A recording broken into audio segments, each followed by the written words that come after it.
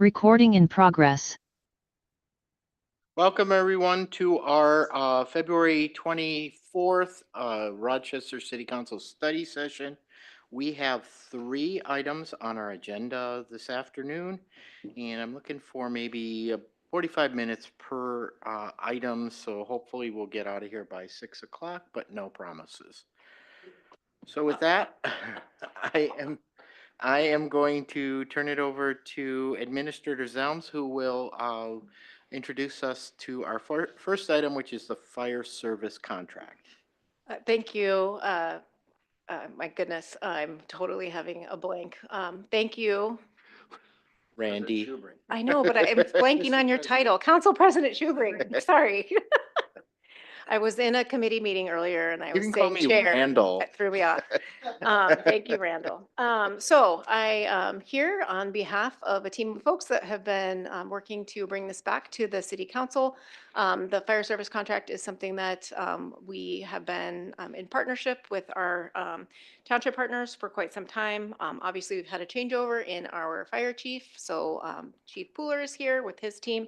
Also, Brian Anderson, Finance Director, myself, and then Ryan Yetzer, Assistant City Administrator, is joining us online. So excited to be able to bring this to you and be able to answer any questions that you have. I just also want to acknowledge that we have some of our partners from the township in the audience from Marion, Cascade, and Haverhill are some board members from there. So welcome. With that, I will just get started. What we're here to talk about is the renewal of the contract. We are going to be at the end of a 10-year contract period at the end of 2025, and then going into, I believe, a new 10-year contract for 26 through 2036. So with that, just a little bit of background for the current makeup of our city council. It is an agreement to serve Rochester, Marion, Cascade, and then a portion of Haverhill Township. The agreements were established and have been ongoing since 2005, so quite some time. And again, that current agreement was 2016 through the end of 2025. Um, just a little bit of background on the timeline for when we started talking about this with our partners and then to where we are today. So there was a meeting in October of 2024 between the townships, the fire department, and administration group, a couple of meetings in October. Then in November, we also attended the annual township board meeting, which is all of the townships in Olmsted County, and had some discussion with a couple of council members and town board members at that meeting on November 26th.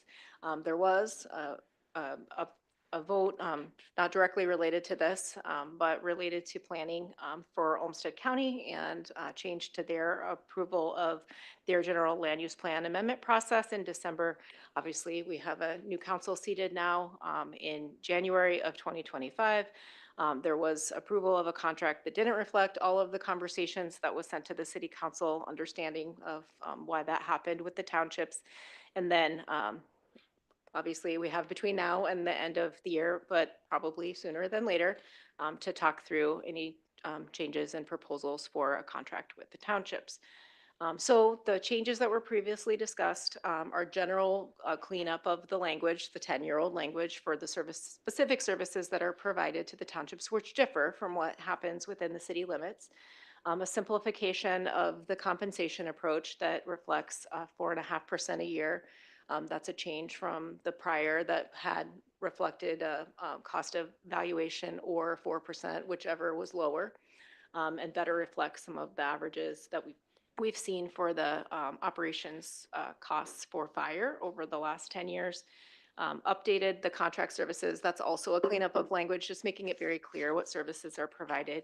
And then a section on growth coordination that's probably had the most discussion.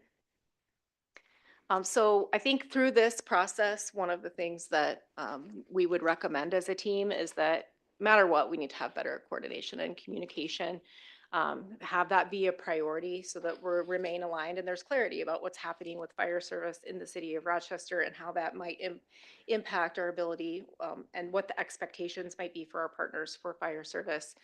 As either we continue to grow, they continue to grow, things change in the fire service, we continue to make sure that we're providing services. Obviously, it's no surprise that we are looking at expanding the fire service over a period of time. That's something that we've been talking about.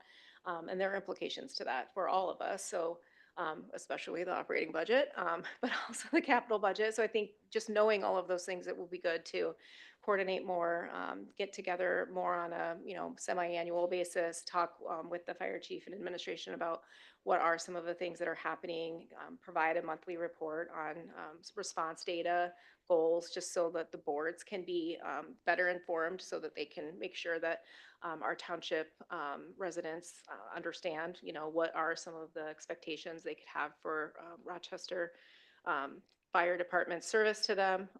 And they've already started working on a draft that's actually very detailed and provides a lot of clarity on what kinds of calls they're going to and what amount of time they're spending there, just so that there can be some clarity on the services.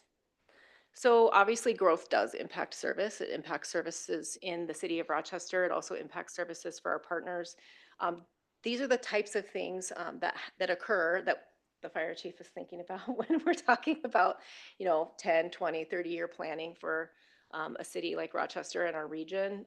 So increase, and the larger your service area is and the more that's in there, the longer it takes to respond. Obviously, if you're further away from the fire station, it's going to take us longer to get there.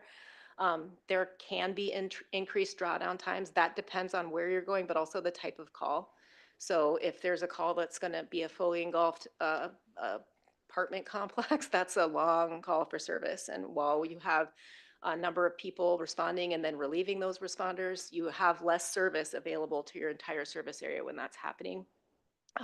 As you have a higher call volume, that changes the demand on all of your resources, obviously, and it changes the decision-making matrix for which call do you go to first, which is a higher priority, and how do you change your system dynamically to be able to provide a proper response across the system for a higher priority call that might come in. Infrastructure development and design changes how you can get in and out of developments, what kind of firefighting techniques or other rescue techniques you can use. Changes potentially the number of traffic accidents that we're going to. Obviously, staffing and training costs are related to that, the capital and operating budget pressures that's created when you want to maintain low call response times, and then the general impact. And we're fortunate here to have been able to reduce the ISO rating for Rochester. The fire department and some of their efforts 2 years ago actually were it improved our rating, which makes it go from a 3 to a 2, which is positive for our region. So just a little bit of nuts and bolts.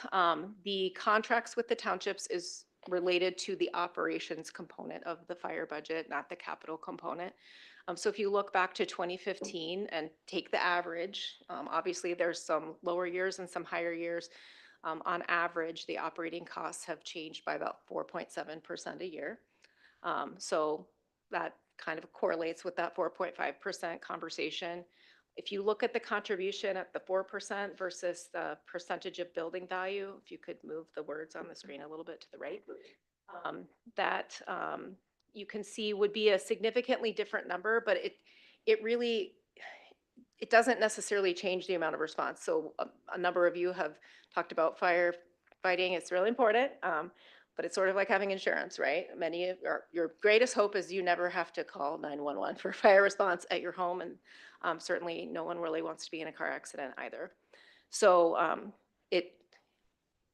coming up with a correct cost for this really does come to, there's lots of different ways to look at this. There are not a significant number of calls that occur within the townships relative to the number of calls that the fire department responds to, both medical and fire, within the city limits. And the services we're providing in the township does not include medical response for fire. So a couple of options came up, especially during, I think a lot of great conversation happened in November at that annual township meeting. We've had a bit of follow-up after. So one of the conversations talked about growth coordination really being about physical infrastructure. So, and that it should be related to fire response, not just general concepts of growth. And so one of the proposals here, you could probably tweak some of this language also, but that any changes in physical infrastructure or developments that jeopardize the Rochester Fire Department's ability to provide the coverage specified in this contract must be negotiated between the city and townships, or you could probably include a parentheses around the S there, because it may be one township, and result in an agreement acceptable to the city council. And I believe that what we had talked about then with township comments was obviously it'd be important for that to be acceptable, not just to the city, but also the township board. Clarify that's only about development within the township, provide a clear definition for the term physical infrastructure, important to know what that means. And then must be negotiated should be something more like coordinated, which I think is what we're talking about here, because that sort of sets it up to sound like we're negotiating the peace treaty when we're really talking about what does the physical infrastructure change mean for our ability to provide service. So the language that we came up with is that accommodates those things would be to talk about any significant changes in physical infrastructure caused by development within a township that alters, not threatens, but that alters that change. It could be a positive change. To provide the coverage specified in this contract must be coordinated between the city and townships and result in an agreement acceptable to the applicable board and council. And then for the purposes of the agreement, significant physical infrastructure refers to the essential tangible assets required for effective fire protection and emergency services, generally including fire stations, fire personnel, apparatus, water supply systems, and you could read the rest yourself. And talks about disproportionately impacting. So there might be some impact, but maybe it doesn't have any proportionate impact on our ability to respond and maintain proper ISO ratings for all the communities involved. And so another option would be to remove section 4 in its entirety and just describe in the fire protection service area that that it's being provided for existing commercial development in residential areas designated as suburban development on the Olmsted County land use map prior to a date. So they would accomplish similar things, but so what that would mean is the current contract is covering those things. If there's a change, you would still imagine be coordinating and talking about whether or not a change is able to still be served within the contract or can't be served. I would imagine most of those changes probably could be served unless it's a very significant development in one of the townships that's served. So those are two very, I think they read very differently.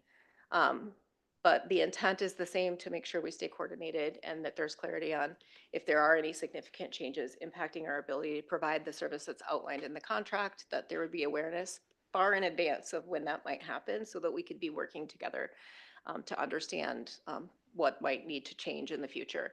So what we're looking for from the city council, and I do have Chief Pooler and Finance Director Anderson here, is guidance from you now that we have a different makeup of council than in 2024.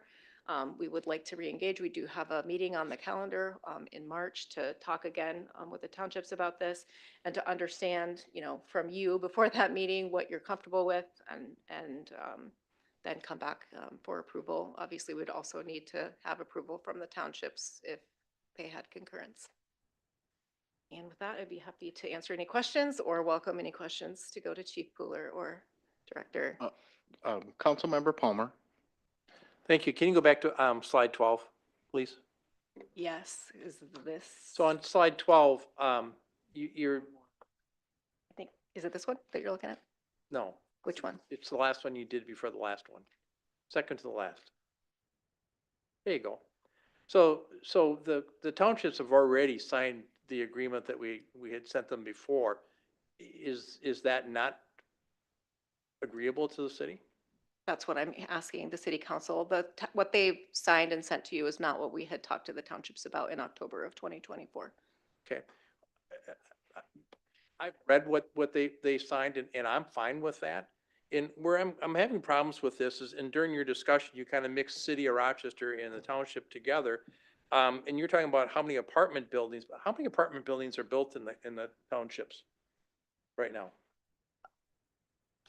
Council President, Councilmember Palmer, I don't believe there are many, but what I'm saying is that a structure fire in the city of Rochester also changes our ability to respond everywhere else with where we provide service. So if there's let's say that my example was a structure fire in the townships and it was a residence, a single family residence. When we're in a fully engulfed situation, and I'm happy to have Chief Puller provide more information about what the drawdown means, you have less ability to respond in that area because you have X number of resources, people and apparatus that are at that scene for hours in order to make sure that it's safe and they aren't available to go anywhere else within the city. But that's not a change. We've always had that problem with the contract. So what we're here today to talk about is the township contract. In that, the section 4 is about zoning, and nobody wanted that. Just point of order, it's not about zoning, it's about fire protection and land use. Well, what is land use? Isn't that zoning? Land use and zoning are distinct within all of our bodies. You have a land use map and a zoning layer. So I see that they can be connected within a project, but Well, They aren't I I guess, think we're talking semantics here. Councilmember Palmer, if you can get to your point. well, my point is that your section 4 is what caused the rift that we have right now. You know, and during your conversation or your presentation today, you're talking about car accidents. Well, we don't go out in the townships for car accidents. Chief Pooler, can you correct me if I'm wrong? We do actually respond to traffic accidents in the townships. Correct, yeah. Well, last time when we had this presentation, they said they didn't, unless they were called. We don't respond in an EMS capacity. We're not there to treat the patients and transport to the hospital, but we carry the jaws of life on the fire engines, so we do respond. So if they call you for it, you do, but you don't typically go to all the car accidents that you would in Rochester. We don't go like on the fender benders or the low acuity things, but Okay. if there's potential for somebody to be entrapped, we are responding. Okay, and I guess I'm looking at what problems are we trying to solve here in the last 10 years or 5 years that we've had this fire contract. I don't know the problem it is. I know you're trying to recover some costs, which I don't think the townships are against paying their fair share. So I think the easiest thing to do is look at the contract that the townships already signed and move ahead with those. That's my opinion. Just to clarify, Councilmember Palmer's line of questioning, are we seeing the contract that the township signed? Is that one of these two options?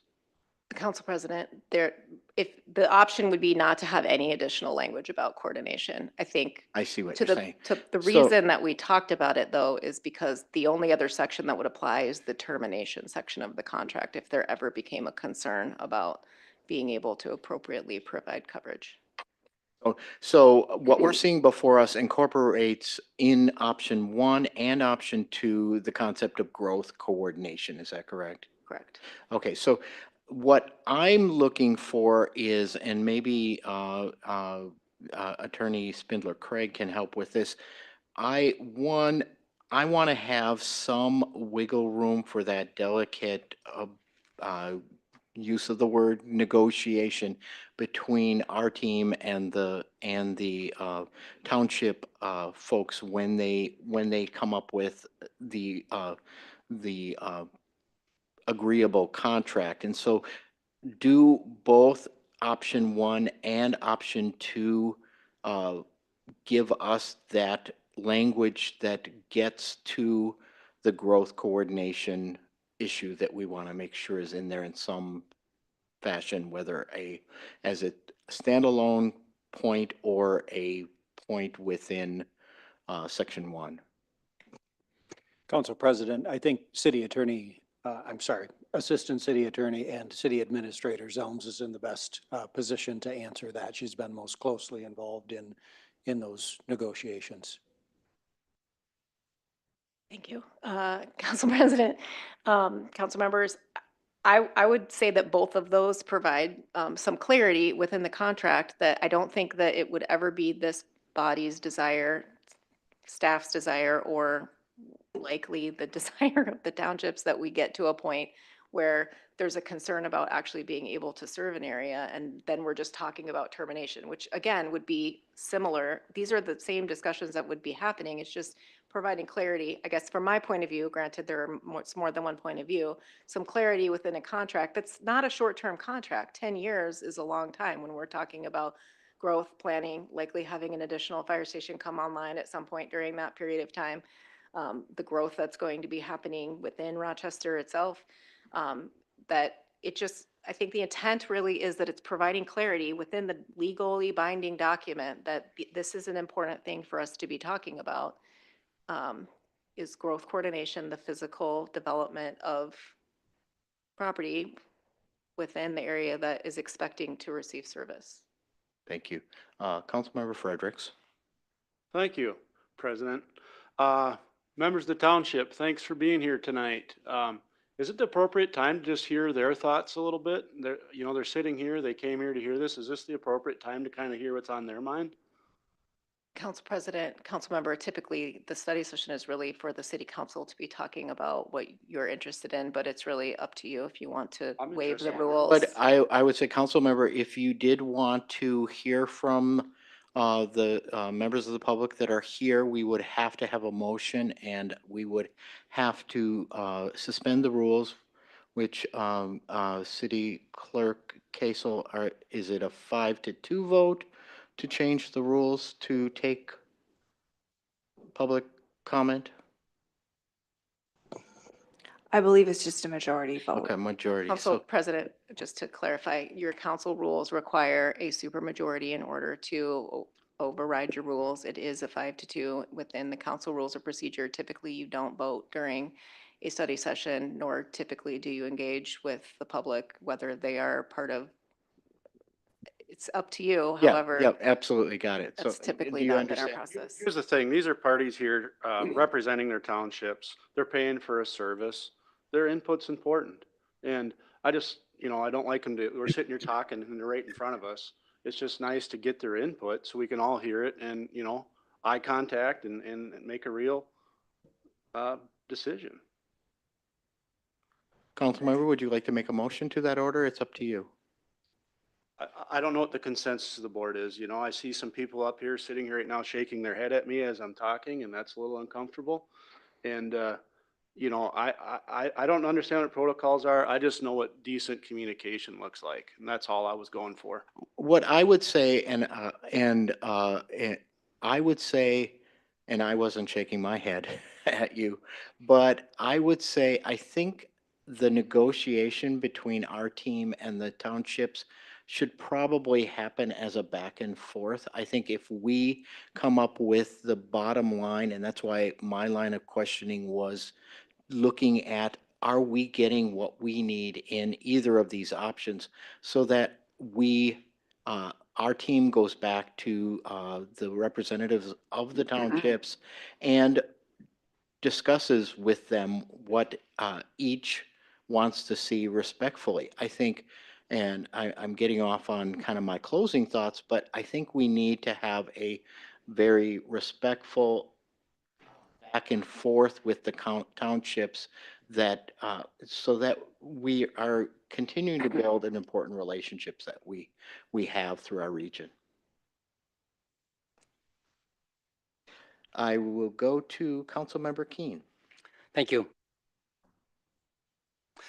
First, I do want to address Councilmember Palmer's reading of that was a thing. This is important to me because it is my understanding that the townships took a version that we were talking about, edited and sent it in signed, which really bothered me because we were trying to have this back and forth negotiation and they were saying no. So that's my understanding. I don't need any response back here, but if I totally misread that, someone should explain it to me. As far as coming to this meeting today, the critical priorities, in my view, are 2 or 3 areas. One is just the idea of public safety. And this is across political boundaries.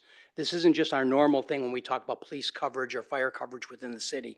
And there's some things here that, decisions and directions we could take that could make it less safe to live in different parts of Olmsted County than more safe. And I hope we can get to the right thing here. But the other critical prioritization to address here is affordable living and city expenses. And if we accept this language of fire service is more of a fee for service and not an insurance policy, then we go down a very different path. One of the things I've been dealing with the fire department, and probably more so than the fire department, but the city's finance department, is are we correctly charging for this service we provide? And I get distressed when I hear it cost, so many dollars to respond to a fire in the township versus in the city, and we have more calls for this. Using that sort of logic, I'd say the 40 years that I've been paying taxes, I should get all my fire stuff back because I haven't made any calls yet. But we all know that's not how fire service works. You get the insurance policy of having a professional fire department with all of its training and all of its equipment at your disposal in the terrible one day of your life that you need it, but then you have it. And I think as a council member, I try to represent that for the city residents, and I would imagine the supervisors try to make sure that's available for their residents and their properties. As far as my priorities coming into this meeting is I do want that our fire department to continue to cover these border areas that don't have that sort of fire service. I want the outcome of this to be is that we have an arrangement, and whether it be for 5 years or 10 years, and whether it's this percent or some other language, I want us to get to that point. But I also want to protect the taxpayers of Rochester. I have spent a fair amount of time and really chasing down answers that I haven't totally got, but I have getting a little bit more that there is different services that happen in the townships, different than what happens in the city of Rochester. There are different response times, and those things all have costs associated with them. But I was sort of worried that the 4% over 10 years certainly did not keep up with the cost of fire over those times, especially when I look, remember some of the old terminology I used to get was the townships are getting smaller as the city expands. But we are facing a situation now where that might stop, and now the townships will start getting bigger again. That's one of the things that's concerning the city administration, saying, what if the number of properties change? So that leads me towards this greater coordination discussion and this idea of, do we need a level response? Do we need something in the contract that says, if the townships start growing and the number of properties or type of values change, is that a reason to reassess the contract? And I think something like that should be in there. I have spent a fair amount of time with the finance group, with the fire department, of trying to say, like, can I get down to these points of what Councilmember Wall pays to protect his house is similar to what Mr. Breck pays to cover his house. And I'm not looking for exact dollar amounts, but is that an equity discussion? And I want that to be part of this, and I think the city staff's trying to do it.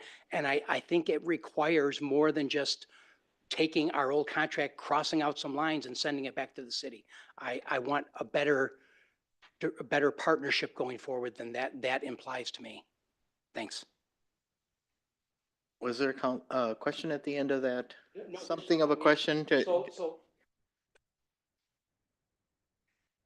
if I understand what the purpose of this meeting is, the staff wants to know what the council wants. That's what I'm trying to communicate to the staff and to the townships.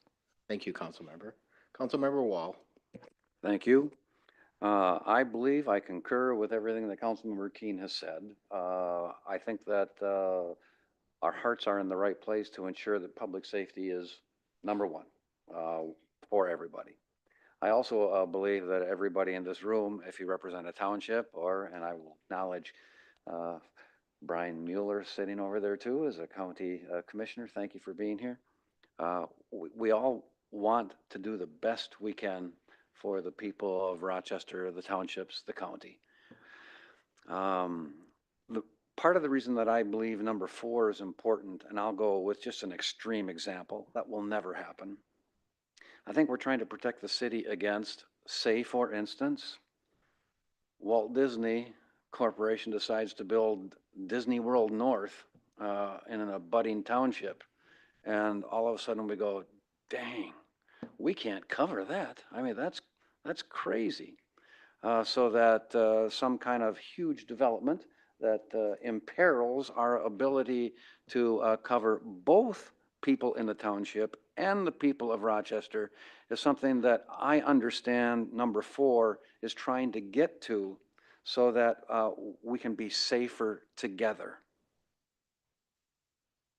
Thank you, Councilmember. Other thoughts?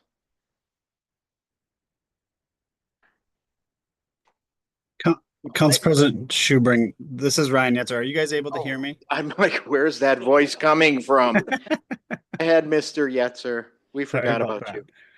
Yeah, thanks. This is great discussion. Thanks. And I apologize that I can't be there in the room. There's just a couple things that I wanted to quickly clarify from the discussion. The first is the difference between land use and zoning. So first of all, land use and zoning are not they're not the same thing whatsoever. Because the reason is land use is very policy driven and zoning provides entitlements. Zoning is a legal mechanism that you can approve and deny development based upon legally. And that is in no way, shape, or form what this section does. The city is not looking for zoning controls in the townships, nor would this even come close to providing them. But I would also go as far as to say this section isn't even about land use. So we can talk about land use and zoning and the difference between them, but this isn't even land use. This is simply saying, and I know that got sideways at the beginning, but I want to be super clear with that. This is simply saying the city and the townships should be coordinating when development is happening so that this service is provided at a cost that it meets the expectations of everybody in the room today. I think it's important to note that should this contract move forward, the township cost is fixed for the next 10 years. It will be 4.5%. That is not the same for the city.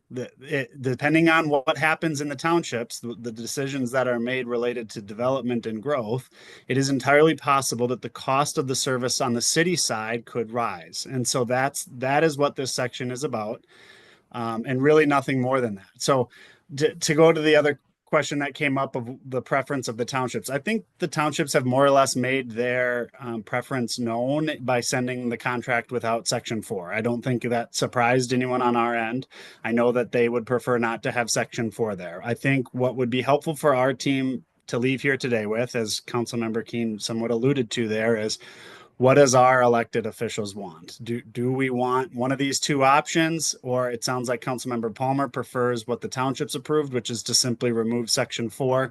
Again, I'm just cautioning that leaves us with their cost fixed and ours not. But if that's the preference of the council, then that's helpful to leave today with an understanding. So again, helpful discussion to see where some of this lands, but I'm hoping to leave here with a really clear direction of one of those two options or none of them. Thank you. Thank you, Mr. Yetzer. Can we see option 2 again on the screen? Okay, so with option 2, we are removing Section 4, which I think the townships during the last round wanted to see removed. Yet it looks like, and correct me if I'm wrong, Administrator Zelms, it looks like we are adding language that relates to the growth management issue. Is that correct? Council President, council members, I don't think that we're intending that to be related to the Olmsted County growth management conversation, but realistically, what that's trying to identify is existing commercial development and the land use related to that and the residential areas that are designated as service, like we're referencing the general land use plan map as of a date, likely the date of approval of a contract as the point in time and the reference document for what would be covered by the agreed upon contract. What that would imply, and feel free to chime in from on high, Ryan, would be that if there is a desire for a new growth development subdivision that hasn't already shown up on that map, so you might have something that's platted on the map and it's still going to continue to develop, but if there's something new, if there's a land use change in the future, to be able to develop something that wasn't contemplated at the date that becomes not X's on here, that would, to be covered by this contract would require either an amendment with that township or a discussion and understanding that it can't be covered. Mr. Yetzer? Yeah. Thanks, Administrator Zelms. Well said. Again, this option is simply trying to agree to cover everything that we know today, and that if something we don't know today occurs, then we come back to the table and have a discussion.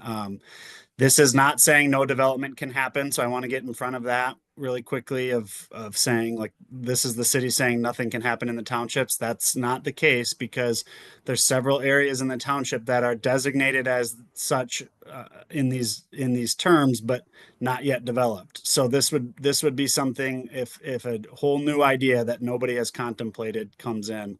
And so this is trying to get to that middle ground of saying committing to develop or committing to providing the service to everything that exists today or is known to be contemplated in the future, but any changes to that need to come back to the table. So Disney North would come back. Exactly. Yep. Got it. Well, then I'll just clarify where I'm coming from.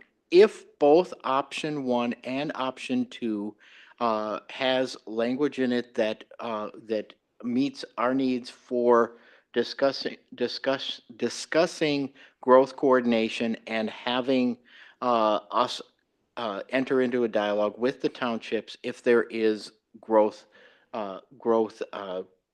management issues coming up, then I'm comfortable with either because I want to make sure that, as Councilmember Frederick said, we're not hearing from the townships tonight, but I want our team, you, Mr. Yetzer, and Administrator Zelms, to have the flexibility to work with the townships to meet language that meets our needs and their needs. Councilmember Fredericks. Thank you, President. City Administrator Zelms, would option 2 require renegotiation for each development within the township then? Council President, Councilmember, I don't believe so. Mr. Yetzer, could you elaborate on what you were just sharing? Yeah, so no, it would not require a renegotiation for every development because just like how development happens in city limits that never comes before city council, it's the same sort of thing here. If development that is contemplated continues to happen, say a suburban development that's zoned for single family homes and they continue down that path, then there would be no need to renegotiate. If, however, there is a large, I'm going to make up an example here, but if there was a 120 acre farmstead that decided they wanted to do residential instead, that would likely require a mapping changes. And then that is what would need to be discussed. So no, not every development, but significant developments, yes. Thanks for the clarification. Everybody's kind of pausing. Mayor Norton. Yeah, I think we're saying that both option 1 and option 2 are to get to the same conclusion. I'm finding option 2, while I think it's supposed to be easier, less clear to me. And so I guess, I don't know if that's just my feeling as I'm reading this or how staff would feel if you have a preference in the language in 1. To me, that seems clearer, and I think we're trying to get at the same end result. So that's what I'm struggling with. Council President, Mayor Norton, I think if we had, if the council was, if the body was comfortable with either one, I think that the key is making sure there's clarity between the partners and making sure that there's an understanding. And it might be more clear, I don't know this, but it might be more clear to the townships who their boards work through land use changes when they need to happen. They have landowners and developers that come through a process that involves the county as well.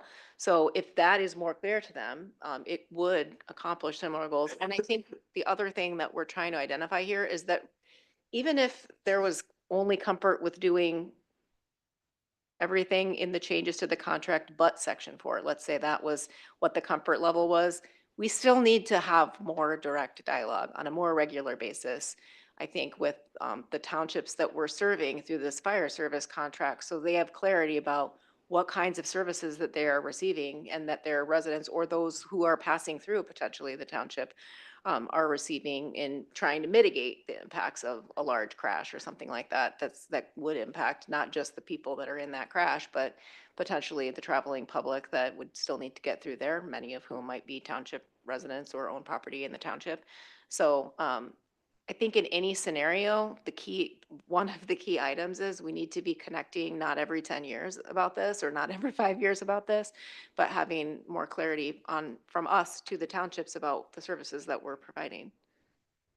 Thank you, Administrator. Councilmember Keen. Thank you. Yeah, again, I appreciate this discussion on this option 4 and this thing, but I guess I want to state for clarity or for make sure people understand, my bigger concern with this has been the equity issue and not just this idea of expansion in the townships. There still is this thing that we're sitting here right now contemplating another fire station and that kind of stuff. And all of those expenses fall to the people who pay taxes and who pay rent in the city of Rochester. I really can understand the other political bodies saying, not my business, I don't want to have anything to do with that. But I also don't want to wake up in 2029 and realize by the way we're setting up this contracting, we're subsidizing coverage in in a growth area where they're building more houses and living on the edge of Rochester. I got more comfortable that we were in better shape. But I know there's other expenses still to come. And the one thing I want to mention is some of my discussions that I've had, like going to other areas and saying like, how do you do fire coverage and what happens here? And why are these other townships don't even have fire coverage, or what do they have with the volunteer fire departments? And one of the things that came up that just news to me, and I'll just share it with the group, was this idea of fire districts. And it's a taxing district, and the fire station isn't owned by the city of Rochester. It is a fire district that expands over almost the way we do ROCOG, and do other things where we do these together. And everybody has a shared interest in it then as a political group. I would submit that it seems logical to me that the townships wouldn't like that because they don't want to have the issues that the city has to deal with fire protection and the idea of the expansion in that. But those are the things we have to deal with. And I think it's incumbent on us to protect our taxpayers and our rent payers from carrying that load. And then on top of that, subsidizing the coverage for other areas. So I just want to go back and not just talk about this growth concern, but also just, I'll call it economic equity. Thank you, Councilmember. And a question on kind of the tail of Councilmember Keen's comments. So these monthly response reports, data goals, will that be a part of kind of tracking what we're seeing going forward? Council President, council members, I think that would, I don't know that that's necessarily going to track exactly what you're seeing. The ones that have been developed in draft form go back several years. So perhaps, I don't want to put him on the spot, but Chief Pooler could kind of describe, it's really more about response and fire operations and response within the townships.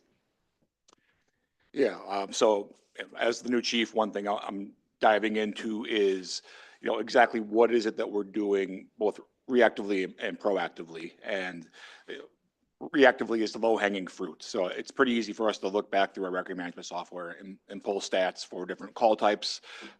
So I think moving forward, you as the city representatives and the township board as the town representatives should be expecting to get reports from us about what we're doing, what service we're providing each of you on a regular basis, probably monthly. Township's not quite as busy. It could be a quarterly report, but I'll have some dialogue with them and figure out what works for them and make sure that you guys are understanding what exactly you're getting for your tax dollars. And if I could tail on to that, I think the key relationship there is if we started to see that like our drawdown, like we're having more fires throughout the service area, whether that's township or city, or more like high acuity responses that require a significant amount of resource that draw down what is a bit like, if there is a large incident, if there's a span of 12 hours in the city where we are somewhat less covered because there have to be on scene at that and relieving each other. You can't stay in the fire for 12 hours. Like you have to come out like every 15, 30 minutes.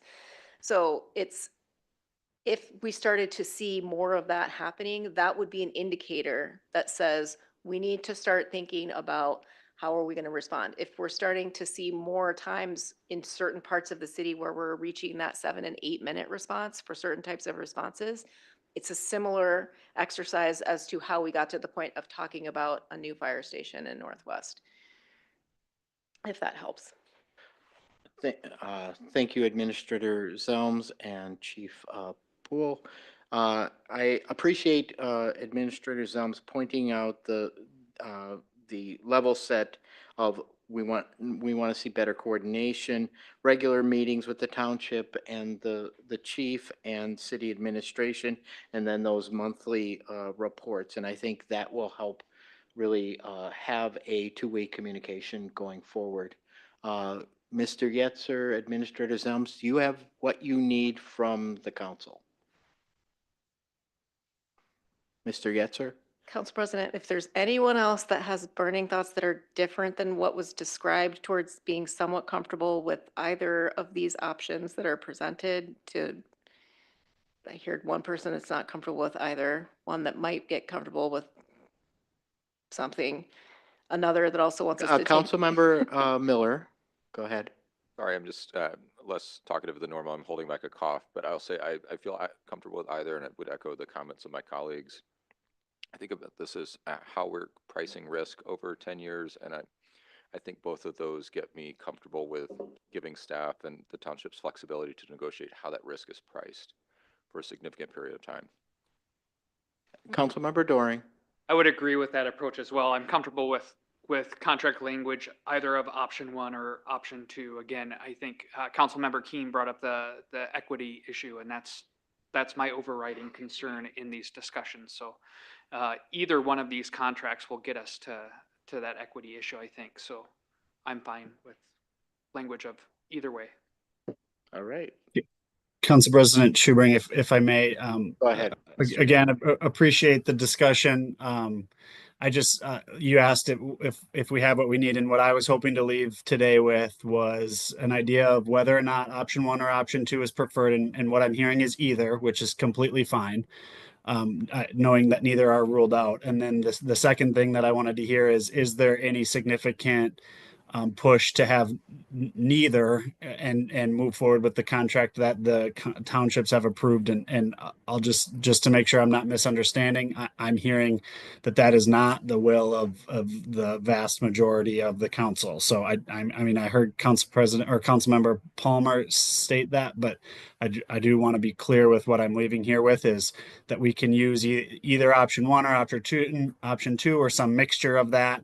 But not that we're not concerned about this at all and remove it and move forward with nothing. So I just wanted to state that out there. And if somebody strongly disagrees with me, please do, so that I leave here with a clear understanding. Thank you. Thank you, Mr. Yetzer. I think that is the direction that I'm hearing from the council. And considering that we do not have that earlier language in front of us, I don't think we're responding to that. So with that, we will move on to our second agenda item. And thank you, Mr. Yetzer. Thank you, Administrator Zelms. And thank you, our neighbors in the townships, for joining us as well today. Moving on, we will hear from Mr. Parrish on the National Community Survey results. Go ahead. Council President, members of the council, really appreciate the opportunity to be here. This is actually rescheduled from late last year, but I also think it's a really great opportunity with the city council to hear this information. Thank you. To hear this information as you kind of navigate your strategic planning, I would just think about what are the actionable insights within this that we can carry forward to strategic planning, and really encouraged by the results here. So I think, as a community, we should be proud of what you're going to hear here today. This is something we do every 2 years, just so you have the landscape of that. We've used the National Community Survey administered by Polco for the last 2 years, which does give us some great information on benchmarking with other communities. But with that, I'm going to turn it over for the balance of the presentation to Brandon Barnett with Polco. He's joining us virtually. We'll roll through the slides, and then we're certainly happy to answer any questions that you might have at the end as well. Go ahead, Mr. Burnett. All right. Thank you for having me. Can everybody hear me? We can. Excellent. Well, I'm happy to be here to present a summary of the findings from the Rochester National Community Survey, or the NCS. Before I begin, on behalf of myself and my Polco NRC coworkers, I'd like to thank Jessica Schuler and Jenna Bowman, our primary contacts throughout the survey development and implementation process. They provided thoughtful and detailed feedback throughout the project. Next slide. Before we dive into the results, I'd like to share a little bit about Polco. Polco is an online community engagement platform providing local governments and with resident and employee feedback. Now, hundreds of organizations nationwide use Polko for strategic planning, budgeting, and empowering resident voices. Polko merged with the National Research Center in 2019. NRC is best known for our national benchmarking surveys, such as the National Community Survey, the National Employee Survey, and the Community Assessment Survey for older adults, among others. Since 1994, we've worked with hundreds of jurisdictions nationwide. Our benchmark database is the largest of its kind in the United States. We also work closely with the International City County Managers Association and the National League of Cities, as well as the engaged local government leaders, the Alliance for Innovation, and many academic partners, including the American Association for Public Opinion Research, the University of Wisconsin-Madison, the Hoover Institute at Stanford University, and the Harvard Kennedy School of Government. Next slide. Before we dive into the results, I want to emphasize that there are a variety of ways these results can be used. Most commonly, the jurisdictions we work with use their survey data to monitor trends in resident opinion over time and to inform budgeting processes and strategic plans. Our results also allow you to benchmark your community's specific characteristics and services against communities in our benchmark database. Our hope is that as these findings are presented, they will spur ideas for you where you might want to dig deeper. Next slide. The National Community Survey is a standardized 5-page comprehensive survey that allows municipalities to assess resident opinion about their community and local government. The NCS focuses on the livability of Rochester by categorizing survey questions into 10 main facets of community livability as shown here. These facets have been identified through extensive survey research as those that are most impactful to residents' quality of life. The NCS includes items within each of these 10 facets to provide a full picture of how residents feel about their community. Finally, these facets also tend to align with municipal departments, making it easy for city staff to quickly find the information that is of most importance to them in the final report of results. This was the second time conducting the NCS for Rochester. All households within Rochester, next slide. All households within Rochester were eligible to participate in the survey. A list of all households within the zip code serving Rochester was purchased based on updated listings from the United States Postal Service. Using GIS boundary files provided by the city, addresses located outside of Rochester's boundaries were removed from the list of potential households to survey. From that list of eligible households, 4,200 addresses were randomly selected to receive the survey. The 4,200 randomly selected households received mailings beginning on July 19th, 2024, and the survey remained open for 6 weeks. The first mailing was a postcard inviting the household to participate in the survey. The next mailing was a reminder postcard. Both postcards included a web link and QR code to give residents the opportunity to respond to the survey online. All follow-up mailings asked those who had not yet completed the survey to do so, and those who had already done so to not respond twice. A total of 633 completed surveys were received from these efforts, providing a response rate of 16% and a margin of error of plus or minus 4 percentage points. We then compared the demographic profile of survey respondents to that of adults in Rochester using the most recent census and American Community Survey data, and weighted the survey results. Weighting is a survey research best practice and helps to improve the representativeness of your survey results. In addition to the randomly selected probability sample of households, a link to an online community-wide open participation survey was published by Rochester. The open participation survey was open to all residents and became available on August 11th, 2024. The survey remained open for 2 weeks and 493 responses were received. This presentation and the report are based on the 633 responses from the random sample mail-based survey. The responses to the open participation survey are provided separately in the full report. Next slide. One of the advantages to local government of participating in our community surveys is the opportunity to compare ratings given by your residents to those from communities across the nation. NRC was the first organization to conceive of the idea to create benchmarks of public opinion. This allows jurisdictions to compare ratings of services to ratings of similar services from other communities. There are currently about 500 communities in our database. We'll now move into an overview of the survey results. Next slide. And next slide, please. In the survey, we have 2 questions that ask directly about those 10 facets of community livability that we touched on earlier. This first asks residents to rate the quality of each, and you can see the resulting comparison to the national benchmark in the shading on the chart. We see that the overall quality of the utility infrastructure and the overall health and wellness opportunities did score higher than the national benchmarks. Next slide. The second question asks about the same facets of livability, but is centered on how important residents think it is for the community to focus on each facet in the coming 2 years. So we ask about both the quality and the importance of each of these facets, and we use those answers to create the quality importance gap chart, which we'll see on the next slide. Next slide. We use this chart, which is also included in the report, to help determine which areas are of relatively higher importance and lower quality to residents. This chart is one of many ways to interpret your data and can be used to identify key findings and help a community determine which areas may need additional focus or resource allocation in the coming years and which others are performing well by comparison. Next slide. Before you move to the next slide, could you move the caption, that last item we couldn't see, inclusivity and engagement? Thank you.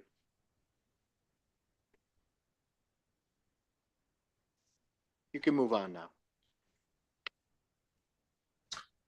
Of the 123 survey items for which residents provided evaluative ratings, 13 received ratings higher than the national benchmark, 108 received similar ratings, and 2 received lower ratings.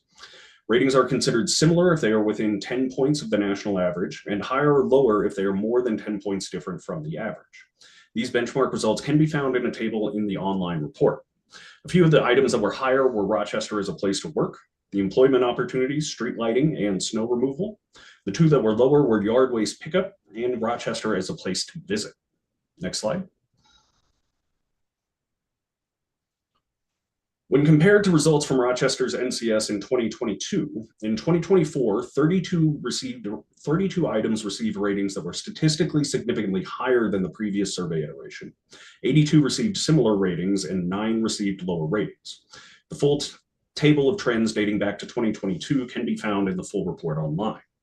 A few of the items that were higher were affordable high-speed internet access, land use planning and zoning, street repair, opportunities to attend cultural, arts, and music activities, and the local government being open and honest to the public. Some of the items that were lower were the overall quality of life, Rochester as a place to live, the availability of affordable quality healthcare, the availability of affordable quality mental health care, and Rochester as a place to work. Next slide. Moving now into the highlights of our findings, I do want to point to a few items that stood out to us as survey researchers. There's a lot of additional data in the full report that we won't cover today, but today's presentation will focus on a few areas that we found to be most noteworthy within Rochester's survey results. Next slide. The first of our key findings was that safety remains strong in Rochester, with residents reporting feeling safe in all aspects of the community. Next slide. Roughly 9 in 10 residents felt very or somewhat safe in their neighborhood and in the downtown commercial area during the day, as well as from fire, flood, or other natural disaster. A slightly smaller proportion had similar feelings of safety from violent crime, while about 3/4 of residents reported feeling safe from property crime. Next slide.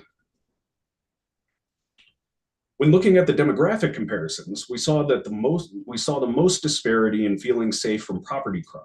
Residents without disabilities felt statistically significantly safer from property crime than those with disabilities. Residents who lived in Rochester less than 5 years felt the safest based on length of residency, as well as homeowners feeling safer than renters. Geographically, residents of Ward 1 and 5 had a higher feeling of safety than those in Ward 4. Next slide. The next of our key findings was that Rochester continues to be a desirable place to work with above average employment opportunities. Next slide. The economy tended to fare well in resident opinion, with most items scoring on par or above the national average. Ratings for both Rochester as a place to work and employment opportunities surpassed national averages. Roughly 7 in 10 offered high marks for the overall economic health and the overall quality of business and service establishments. About 6 in 10 gave similar ratings to economic development and the variety of business and service establishments. Just 4 in 10 residents positively rated the vibrancy of the downtown commercial area and Rochester as a place to visit, the latter of which fell below national averages, while about 3 in 10 rated cost of living as excellent or good. Next slide. When looking at significant disparities in demographics, nearly all items related to the economy received higher ratings from residents that are 55 years or older, with the most significant disparities seen in ratings for Rochester as a place to visit and the variety of business and service establishments. When looking at income, reviews were mixed. Residents whose income level was less than $50,000 a year felt more positively about the cost of living and the overall economic health, while those at $200,000 or higher gave stronger ratings to shopping opportunities, Rochester as a place to visit, and the vibrancy of the downtown commercial area. Next slide. Next, we found that Rochester remains to be a desirable place to live, though slight decreases were observed in both the overall quality of life and the city as a place to live. Next slide. Roughly 3/4 of residents reported that they plan to remain in Rochester for the next 5 years and would recommend living in Rochester to someone who asked. A slightly smaller proportion gave high marks to the overall image or reputation, while about 7 in 10 residents gave excellent or good ratings to Rochester as a place to live and the overall quality of life, both decreasing by at least 7 percentage points from 2022. Next slide. In general, the quality of life was viewed favorably by older adults, homeowners, and residents without a disability. When looking at Rochester as a place to live, we saw significantly higher ratings from residents without disabilities, those that are biracial people of color, and older adults, as well as residents that have lived in Rochester for more than 6 years, and those without children in the household. Next slide. Lastly, we found that nearly all aspects of governance increased from the previous iteration in 2022. Next slide. All items related to government performance scored in line with national averages, with many items increasing since the previous iteration. Ratings for the overall direction Rochester is taking, being open and transparent to the public, and the city government being honest, saw the biggest increases, all rising by 8 percentage points. With the exception of generally acting in the best interest of the community, all other related items increased by at least 5 percentage points. Next slide. When looking at the demographics, women provided more favorable reviews for the overall confidence in Rochester government, generally acting in the best interest of the community and informing residents about issues facing the community. Residents that had lived in Rochester less than 5 years tended to give more positive ratings, with the exception of the value of the services for the taxes paid to Rochester, which received the highest ratings from residents that have lived in the city 6 to 10 years. Residents that lived in attached housing, meaning townhouses, apartments, condominiums, etc., offered higher marks than those that lived in a single-family detached homes. As with most other facets, older adults and residents without disabilities provided more favorable ratings as well. Next slide. The NCS does have space available to ask questions about specific topics or issues facing a jurisdiction. I'd like to now share the results from the unique questions added to Rochester's survey. Next slide.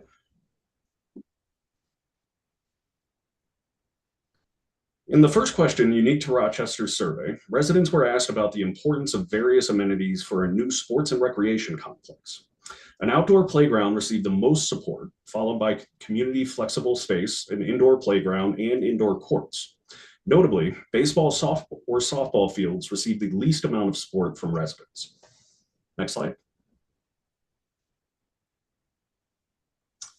The next question asks residents how often they used library services in the past 12 months. Just 3% responded that they used library services daily, and 2 in 10 had weekly use. About 1/4 reported using services monthly, another quarter less than once per month, and the last quarter reporting never using library services. Next slide. In the last question unique to Rochester's survey, residents were asked how likely or unlikely they would be to find various resources to increase their utilization of the library. Better parking and increased availability of digital resources were the most likely to increase utilization, followed by increased availability of physical resources, neighborhood pickup locations of materials selected, and more relevant materials or programs. Increased availability of meeting spaces received the least support, with just 3 in 10 residents reporting that they would be very or somewhat likely to increase their utilization. Next slide. In conclusion, safety remains strong in Rochester, with residents reporting feeling safe in all aspects of the community. Rochester continues to be a desirable place to work with above average employment opportunities. Rochester remains to be a desirable place to live, though slight decreases were observed in both the overall quality of life and the city as a place to live.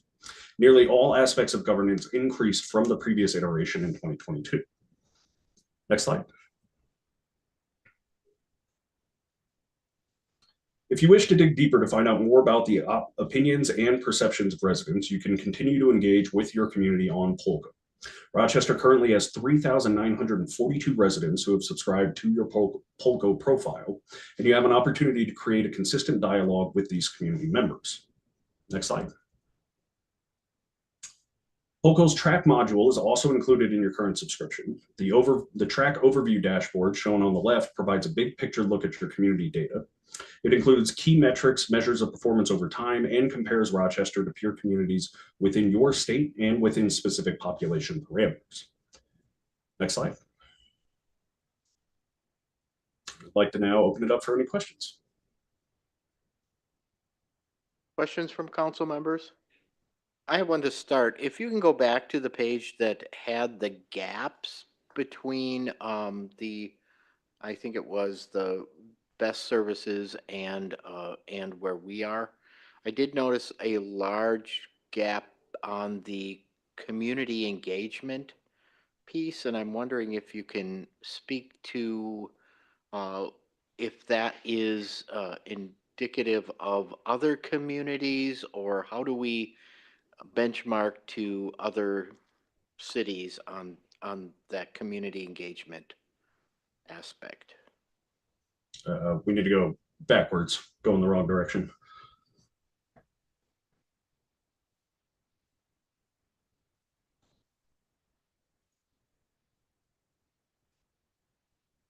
It's going to be slide 10.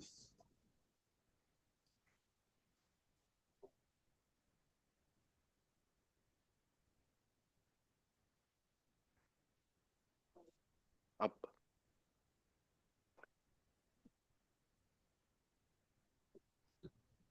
If it's easier to fly around, I can plug my laptop in and just go through them too. Further.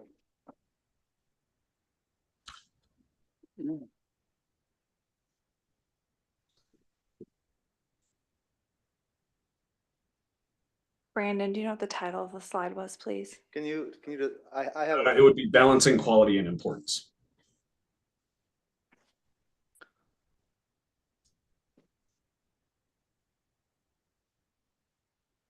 There you go. There you go. There it is. Inclusivity and engagement. As the quality is at 46 and the importance is 62. Right. So each of those individually scored similar to the national benchmarks.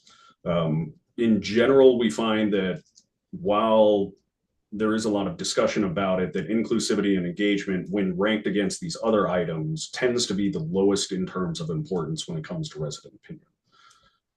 Quality-wise, however, you were in line and similar to the national benchmarks. So comparatively, you are on par with other communities across the nation. Councilmember Wall. On that same slide, thanks for having that pulled up, President Schubring. I noted that there's only one in which quality exceeded importance. We lost that slide. It's coming back. There it is. Is that common that it was obviously health and wellness, we do very well in Rochester for quality.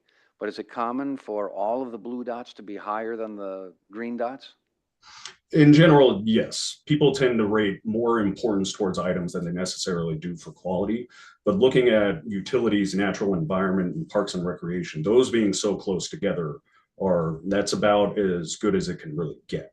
What we would look at with health and wellness, with it being exceeding the importance rating by that much, we would consider that if there was an area where, possible budget cuts or something, needed to happen, that would be a potential area where you could pull some resources from if they needed to be allocated to somewhere else. However, what we would see in this, given the ratings that we look at, we would see safety and economy, while both of them did score well and the individual items did score well. Those would be considered areas of opportunity, followed closely by mobility in there, just given the gaps between the quality ratings and the importance ratings. Yeah, maybe just one Go clarification. I ahead, think Mr. you Parrish. can look at these a lot of ways. Like, you know, if you have a significant gap relative to importance, that might be an area where you could say, I want to invest in. Or in the case of health and wellness, it might be an area too where you reflect and look at the questions and say, there's a number of things in this space that, you know, we're not necessarily on first base on as a city. You know, so you have some things related to healthcare or, you know, meeting certain community needs that we're not necessarily the primary service provider on. So there's always the opportunity to dig deeper on those. Councilmember Miller.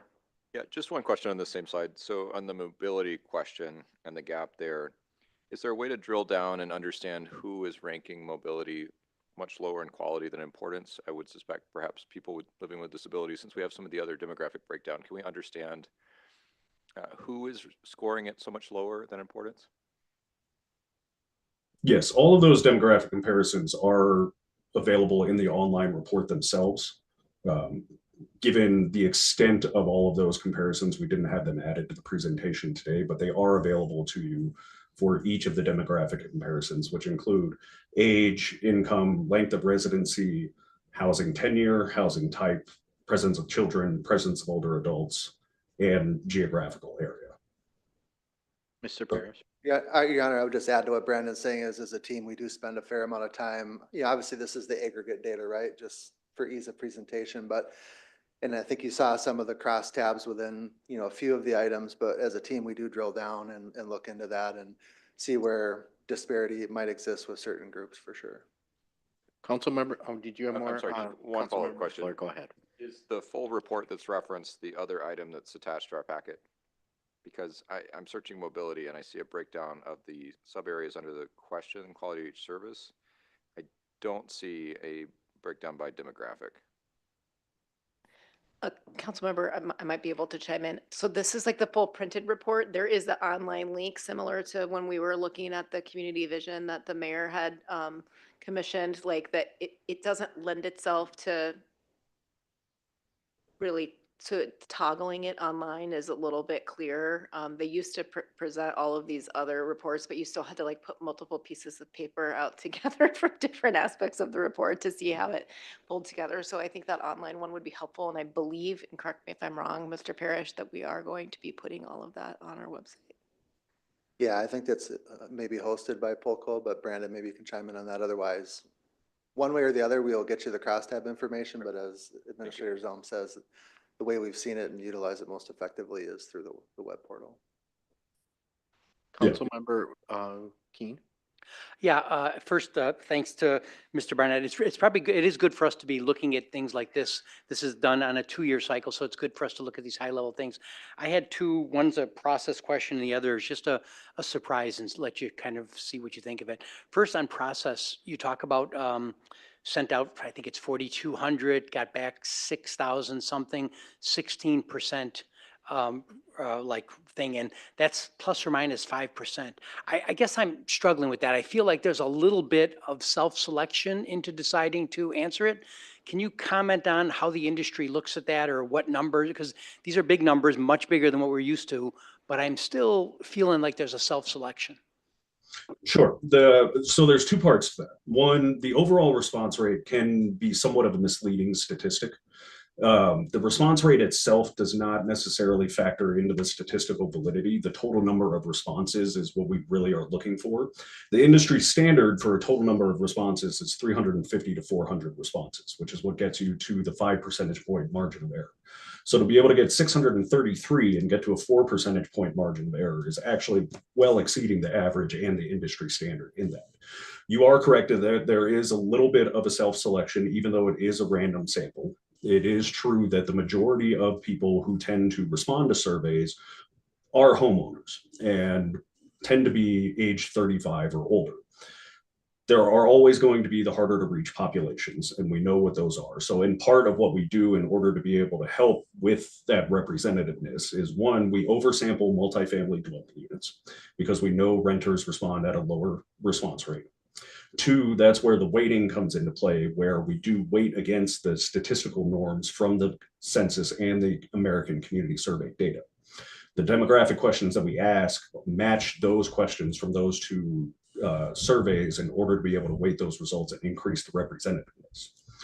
So with that, so to speak, is that if we received, excessive answers from, white males 55 or older, instead of counting as possibly 1 point, maybe we put them down to 0.9 or 0.8 of a point, whereas a young adult, a young female resident of color, we would increase that representativeness to say maybe 1.2, 1.3 points per response. Okay, that's helpful. It probably is a good leadway. I noticed on a couple of areas we did by age, and there was rating the economy or rating quality of life.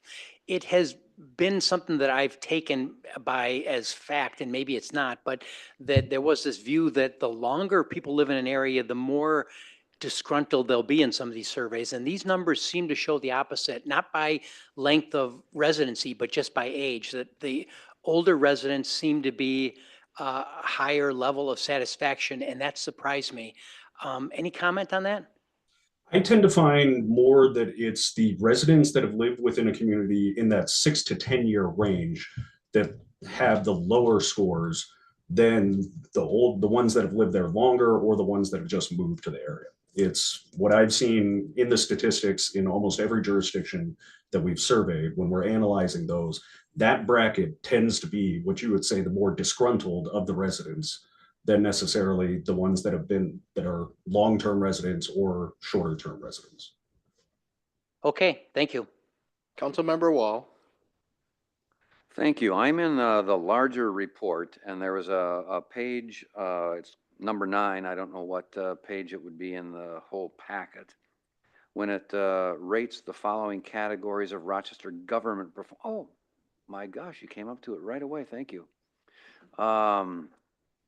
And we see an increasing trajectory on every one of them. I'm grateful for that.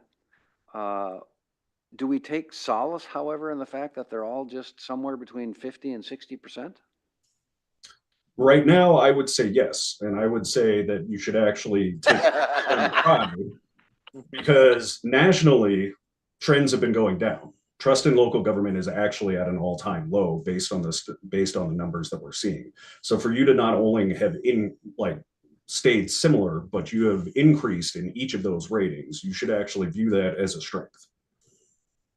Okay, and then I'll try a different one, and I can't remember what page it's on, but it's ease of parking, and it went from 46 to 52 or something like that.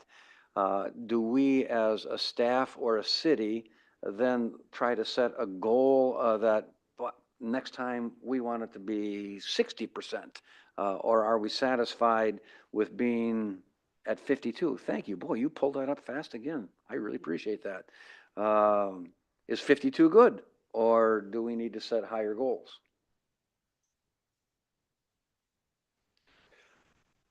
President, members of council, I think that's the exact reason for the tool. So as you go into strategic planning, you can say, yeah, this is great that we're similarly situated to other communities, but we want to do better. And I think this report provides you those insights to say, like, these are the areas where we want to grow. These are the areas where we want to sustain our current levels of investment or, provide any opportunities for rethinking. So I think that's really what this is designed to do all across the board. Thank you. Mayor Norton. Yeah, I've really appreciated the questions they were and the things you're pointing out because they were some of the same things that I would have targeted. The one thing I wondered, particularly in this parking issue, is we've had a concerted effort with trying to do better with educating our community and doing better communication in the city. And I really think we're seeing some of that. We've done a better job letting people know about parking. We've done a better job on communicating about closed streets and on and on. And I'm kind of wondering if we can't look at those ones that had, over 10% gaps and some were much larger. If we can't work on those that we have control over and really work on the communication and education part of it too, because not all of it is budgeting. Sometimes it's just lack of knowledge about the community, and maybe that's you know, I don't know what you think about that, but that was something I thought of as I looked at this, is maybe that's a place we need to communicate better on, not necessarily spend more, although certainly that's possible too, but it could be both. Administrator Zelms? Council President, Councilmember, or Mayor Norton, I think yes, right? So there's a lot of different layers to this report that, I mean, for example, we are a community that has a dense downtown that has many people coming to it to work every day, and also many people who live here. So we have a different parking situation, for example, using that as an example, than a city that is primarily suburban, right? So I think there is some dynamic tension there that then says, like, we don't know exactly why.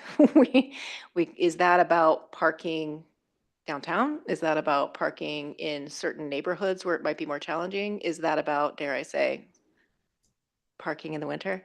And some of the requirements for moving to either side or is it none of the above? And it's that maybe that's the few renters who maybe responded that wish their parking was covered or something of that nature. So it could be a lot of different things. And so while this is super valuable, I think the real value is the local kind of dissection of what do the policymakers think could be some of the reasons, or even to your point, do we communicate more on those with larger gaps, or do we also potentially get more information with key users in that area to understand what the gap meant to them? Thank you. And if I could follow Go up. ahead. Yep, just the only other one had to do with ease of travel by bicycle. And I do think as we continue to grow and we look at our density downtown, we are going to have to address this. And it's going to be worse before it gets better. And I think with all the construction downtown and everything that's going on, you know, I don't know, and maybe the consultant who's on here can say, yes, that was a drop.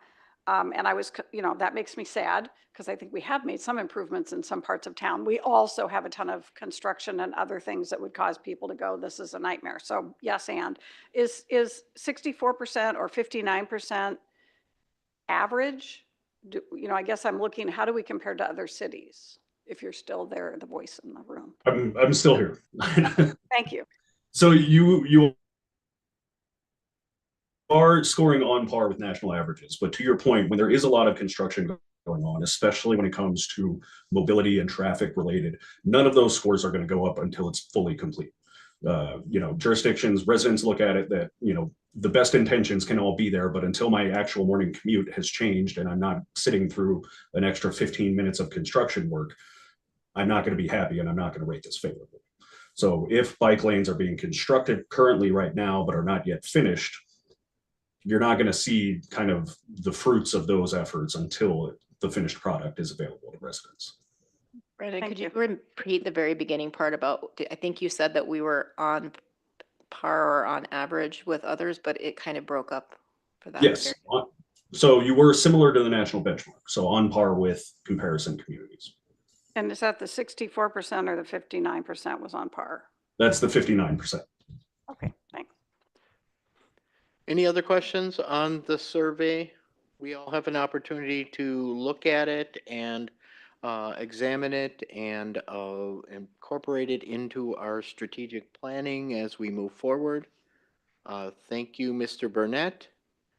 And we will continue on with Mr. Parrish and the 2024 year-end action plan and operations plan update. All right, Mayor, President, members of the council, also something that really gives you the opportunity to reflect and think forward about your strategic planning. And clerk's team, if you can just cut over to my computer, I'll run off of that if that works for you. No. Oh, let's not do that then. Okay, sorry about that. Yeah, no, thanks, Ann, appreciate that. So again, we've been doing the action plan for a number of years. The foundation of that is the strategic priorities that the city council has adopted, which have been relatively similar for the last, let's say, 4 to 6 years. Affordable living, which is, you know, very sort of comprehensive. Obviously, there's a strong housing dimension to that, but it can also be, you know, do we create a good live-work connection? Do we have affordable food? Any number of different things just to manage the footprint, the financial footprint of residents and members of the community. Quality services, you know, most of what we do around here is we're a complex service provider. And so we want to have that aspirational goal to deliver services well. And then economic vibrancy and growth management, of course, that's a topic that gets a lot of attention at the city council and really allows you to think forward about what you want the community to look like in the future. We've are going to be giving you these updates on the action and operations plan twice a year. We had a quarterly cadence before, but have found that a better rhythm for this information for you is twice a year. So what we're giving you is the results of our 2024 data today.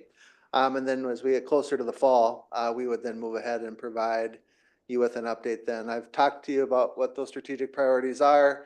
A little over a year ago, the council sort of put a little more focus to each of those strategic priorities. And so in that affordable living space, really wanted to focus on the construction of market rate and affordable owner occupied housing. And that's been an imperative. We'll talk about a few things that have happened in that space.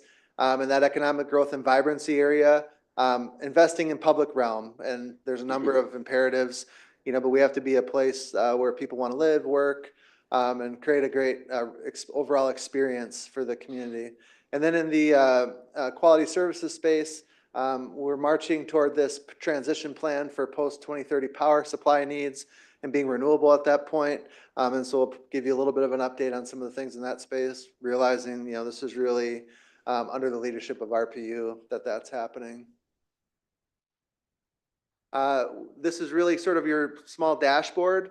We did add a new category, not started this time around, but generally speaking, you can see that we are very much on target. We've completed a number, we're on target for a number. A few have been delayed, usually for a very good reason, and one is off target.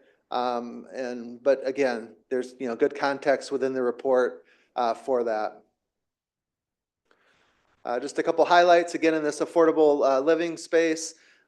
Number of great things have happened. This isn't designed to be the deep dive on housing tonight. You have other opportunities on future study sessions to talk about, the Anypath homes and other items, land use. Those are all upcoming study session topics in terms of the comp plan update. But you invested sales tax dollars in the affordable homeownership creation program. You have the Coalition of Rochester Area Housing, which has supported 134 units, kind of on a smaller scale, but generated a fair amount of energy and council enthusiasm. We conveyed 2 lots for single family home construction and partnering on that project with First Homes. Larger project, more transformative, dynamic project in the downtown. Sherman on Civic Center, which is our Civic Center North property, just right by this existing Civic Center, which is a surface parking lot. So trying to bring 380 units forward there, and many others. This is just a small reflection of some of the efforts. There's just a lot of activity in this space. And, I think the team has been doing excellent work there. Economic growth and vibrancy and growth management. Again, a number of projects, many of which you're familiar with. I'm not going to go through, but it'll be exciting to have the first full summer of Discovery Walk for the community to enjoy. We have a number of important energy upgrades in the Marion Road substation, which, again, construction, obviously takes a lot of effort. There's a lot of the historic preservation work you've been doing in this space, whether it was even Pill Hill the night before, the historic district, the team's been working on the visioning coming forward, Link Rapid Transit, any number of these things, as well as like just signature investments in parks. There's not a lot of park projects up here, but you've got Silver Lake coming with the pool and the other features there. You've got Soldiers Field, which rolled out last summer. So a lot of excellent work in this space. Just speaking a little bit more in the post-2030 power supply plan. This environment, as you can imagine, has just gotten a bunch more complicated. We're on this march to being renewable 2030. The state's adopted some goals relative to, carbon neutrality in 2040. We are trying to, get to that point, but there's some competing pressures there. Some of the funding strategies that were contemplated are changing and evolving. We have higher projected energy needs, maybe in the future than what we were originally envisioning. So there's certainly some things, whether it be data centers or the energy required for AI or electric vehicles, that just needs to be accounted for. And so I know RPU has provided some recent updates to their board about that, and there's a number of things that will continue to happen there. But significant investment on the city side. You know, we obviously, you all are at some point going to be asked to, you know, invest some significant money in either power purchase contracts or investing in your own energy generation. And there's gonna be a lot of zeros behind those bonding numbers. And so just to start to socialize that idea, like this is not gonna be without cost. Now, a lot of those costs are currently there, because we're purchasing power today. But you just have to think about your energy model, there.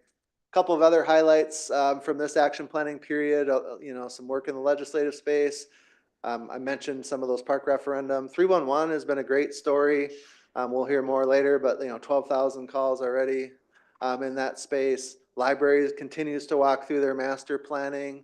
And then just, you know, Jacob Metz, I'll just give a shout out to him. He's a fellow with us, has done some exceptional work just in language access and getting us better equipped to serve residents with language access needs, as well as convening conversations around universal design accessibility and how we can best serve, you know, our disabled community.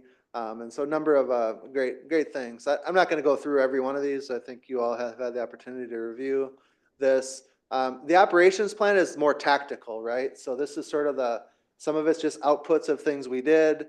Some of it is just things that we use as benchmarks and guideposts as we go forward with the team. But over 1,000 data requests this year, and you know that's a lot of data requests. Even as early as 2020, we had in the 300s of that number, and so it's a growing, emerging area.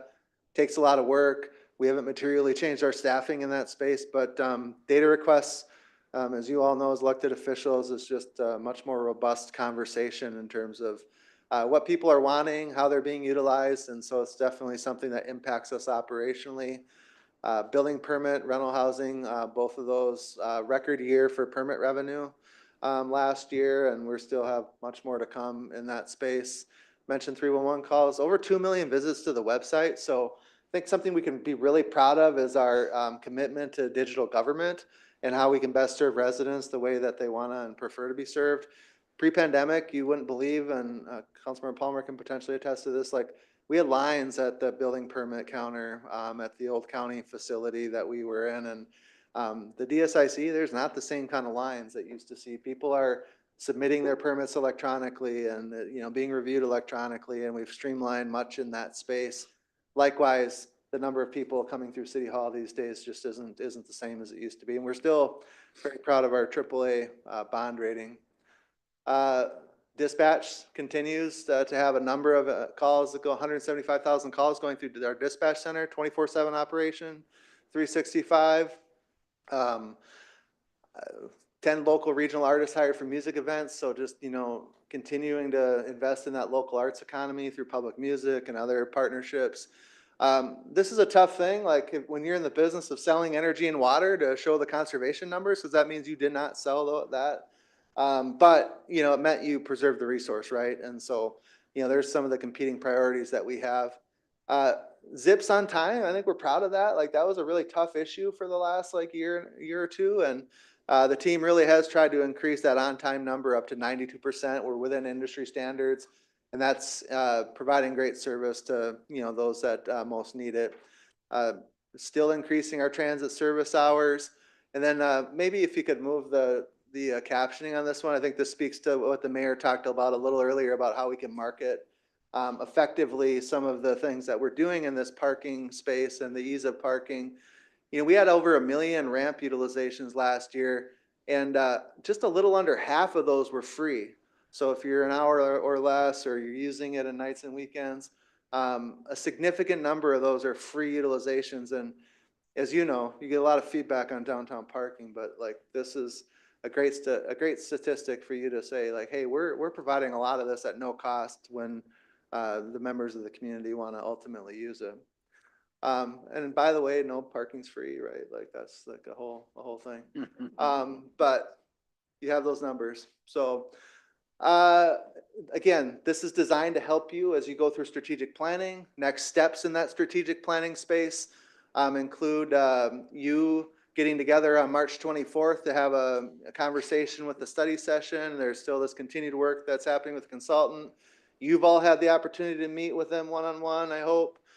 Boards and commissions were last week. We had a great conversation with our leadership forum.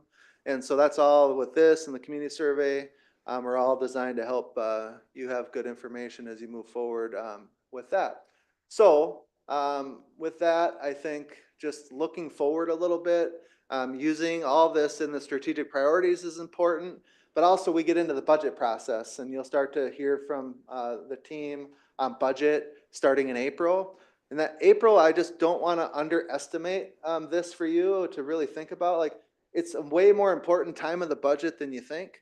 That's the time where we haven't like gotten so far down the road with the work of the budget, where changes can't be made. And so it's a good time for you to reflect back to the team to say, yeah, I really want to preserve the services that we have available, or I really want to rethink of this, or I don't feel like we can support this kind of tax levy at this moment in time. That gives us sort of some guidance and marching orders as we move forward to bring you a budget, and a budget that Allison will ultimately recommend, City Administrator Zelms will ultimately recommend to you in August. And so everyone wants to meet your expectations, but that early information is super important. You have to set a preliminary levy in September. It's an important period of time because that preliminary levy sets the tone for a whole bunch of notices that goes out to the entire community that will, either let them know, we're 99% there on this, or we have some confidence in what this looks like, or we have a lot of things that are opened up. So we like to be, fairly far down the road with, a budget that you're comfortable with by the time those notices come in. And then at the end of the day, budget hearing and adoption occurs in December. So with that, lots of other plans in play that will continue to evolve and feed this, but happy to answer any questions that you have at this point in time.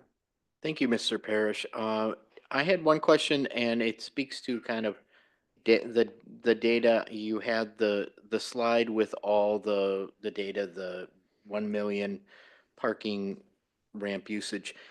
Can we at some point see the trends like we did in the survey that we just looked at, where we can see that, for instance, you mentioned zips on time has gone up to 92%. Do you know what it was during the last update on the highlights here? Yeah, And then the same with ramp usage. Where was that ramp usage during the last report? Yeah, so President, Mayor, members of the council, there is an attachment in your packet that has some of the 23 data within it, and I'll try to get to whether or not parking and transit just on the on-time performance. So our goal in 25 for that, and this will be like a ways into your packet here. So our goal for on-time zips is 93% in 25. We were 89% in 23. Good. So we do, within that document, keep it, but certain things we want to continue to try to pull out. And even when we do these in the future, I think that's to see those trends, it's a great way to think about it. Great, thank you. Questions, Mayor Norton? Yeah, I just, mostly just because you provided the opportunity mentioning 311. I tried using that the other day and it still said AT&T isn't supported. Are we close to having AT&T on board? Council President, Mayor Norton, I don't know if we are close, but we still have the direct line that's also, you can still get there. It just can't be just 311. So I think what you're referencing is we have to have agreements where they're geofencing within that. So when folks are not able to do that, we still just recommend that they are calling the number, which is at the top of our website, 507-328-2311, because it really is up to the service provider to finalize all of that and the geofencing within their cell network. So I can get a firm answer for you and then get back to the I'd entire appreciate that. council. If there's anything we can do to reach out to them and encourage them to move along, because I'm very impressed with the 311 response that we're getting.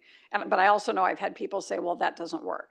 And so it's, I don't know how many people in our community that affects, but I tried it and it didn't work for me because I have AT&T. And I think that's barrier right now. And if I may, the other thing that we're working on is getting simple communication tools, both to our elected body and out to the community, and adding some of that information to other communication that we do. So I think, we would always want to, just for peace of mind, because someone might have, I don't know if Cricket or all the other ones work either, or a burner phone. So it, always providing both options, and that if for some reason calling 311 doesn't work, to call the 507-328-2311. So Appreciate that and appreciate the update too. Mr. Parrish, go ahead. Yeah, Your Honor.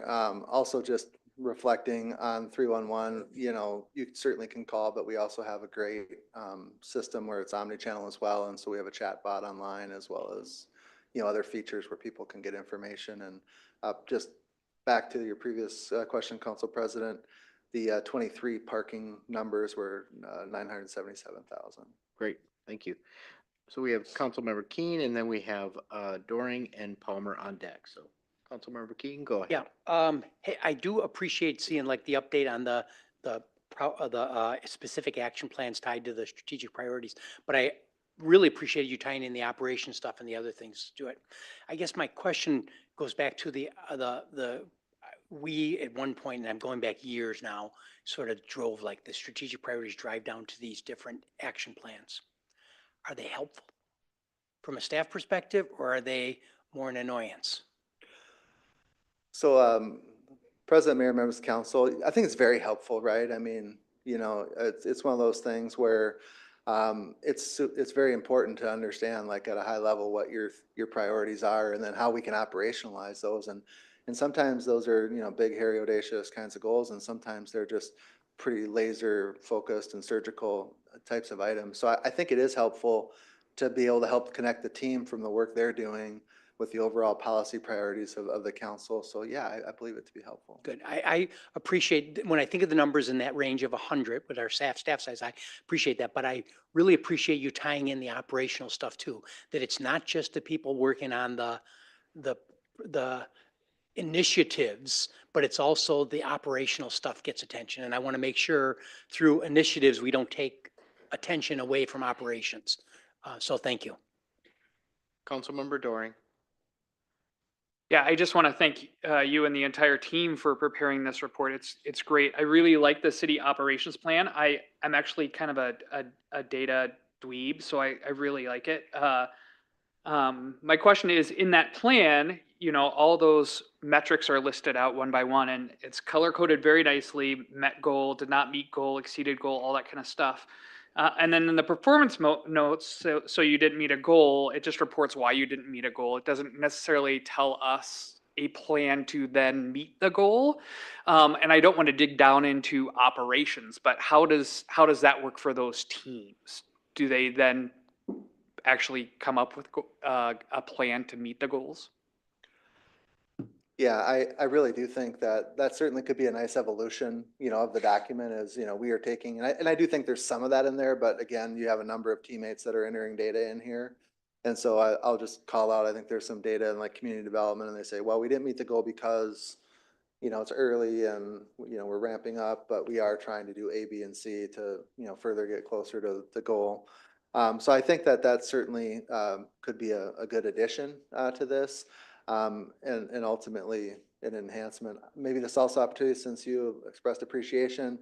I'm sort of the pinch hitter here this evening. This is really a body of work that our teammate, management analyst, Jessica Schuler, takes a lot of pride in, and I'd be remiss if I just didn't acknowledge the great work that she does in both the survey as well as this, in terms of how it comes to you and how it, gets updated effectively. And I appreciate that very much. Just one follow-up question there. And so then in those areas where goals aren't being met, I'm wondering if there's communication ever back to this body about whether we didn't give a clear enough definition of a strategic priority or things like that to not allow that goal to be met, and what that feedback loop is back up to the council level.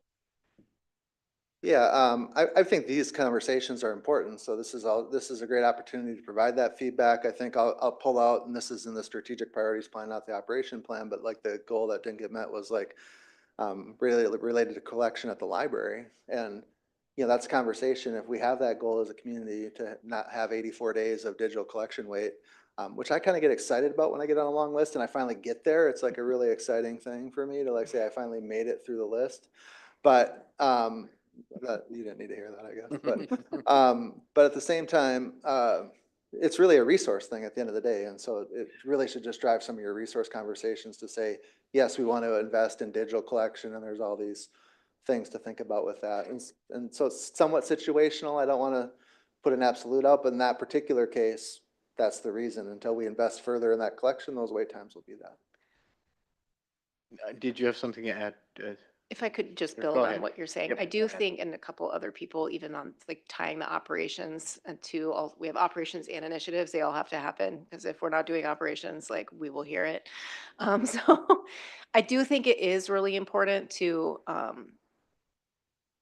hear this, because our organization hears this, but when I sometimes see something that, or I hear that something's sort of off track, that's also when I say we need to get an update to the council. Let's put it in one of the Friday updates just for awareness. And I still think we need to try to figure out, is this urgent enough that it needs to be a report on the regular meeting? Or do we have room within the study session schedule to talk more about, is this a resource issue? Is this something where at least the council and the elected body can weigh in on, is it important enough to need to resource it differently, potentially, if you want to accomplish it within a certain period of time? So I would say it does guide leadership's perspective of like, we need to come back to the council. It certainly guides some of the discussions I have about budget, because using the digital collection as an example, another way to address that is like, who is able to access your digital collection? Is it everybody across the entire Selco region, or should there be there could be different levers that could be pulled from a policy perspective surrounding, do you prioritize someone who is living within Olmsted County, because Olmsted County residents do also pay a tax to that supports the library, or is that the entire region? So there are some different levers that I'm generally asking about, like, if this really is a goal, like, we can't just look at resourcing it. What are all of the different ways we've looked at? If we've looked at all of those, then maybe we need to be talking about this other lever that needs to come forward to council, so that you have the full picture of what options have been looked at. So I find it valuable, and I would just say, not everyone loves putting the data in, but if you don't like make it something that becomes a process within your city, it starts to unravel, and then we don't actually meet your goals because people are off chasing their dreams. Thank you, Administrator Zelms. Councilmember Palmer. Thank you. I'm confused a little bit. So we got kilowatt hours of energy savings and we get gallons of water savings. Does that mean that we sold less electricity and we sold less water last year?